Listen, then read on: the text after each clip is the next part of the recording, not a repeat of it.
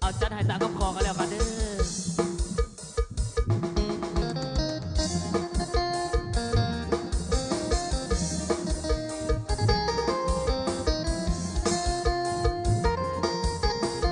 พิเศษผู้เบาหน้าเวทีก็แล้วกัน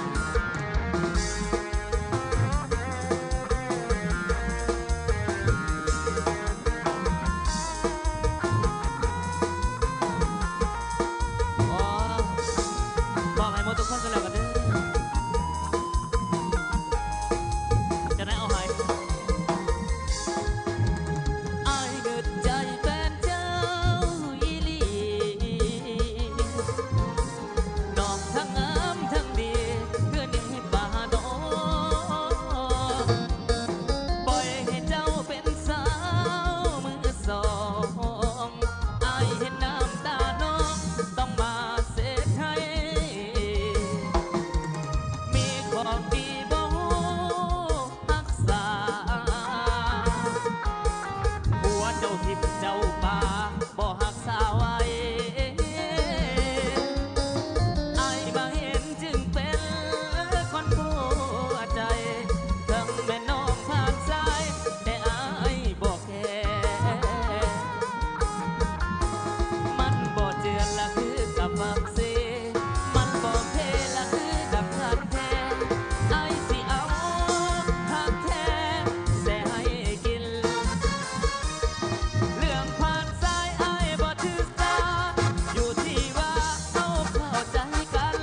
มาร่วมใจสร้างฝันให้มันห่างมี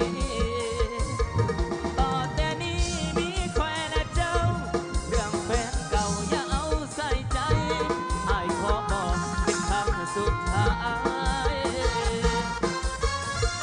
ถึงน้องผ่านสายแต่อายบอกเอง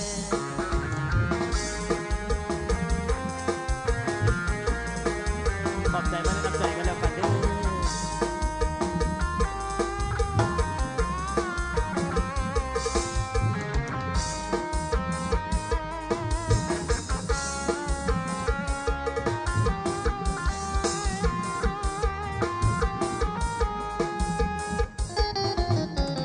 มีของดีบ่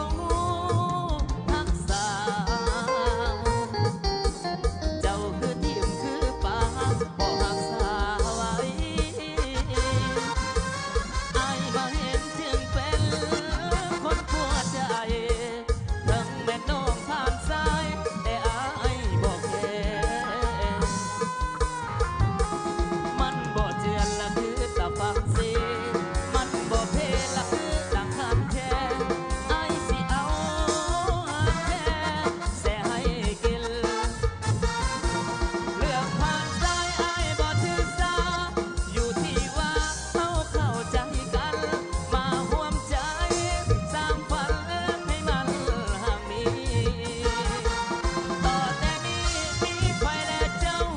เรื่องแฟนเก่าอย่าเอาใส่ใจอายขอบอกเป็นครั้งสุดท้าย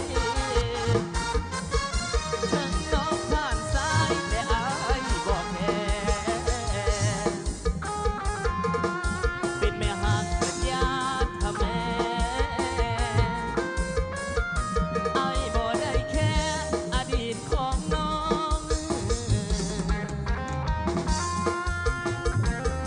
แต่ได้อะไร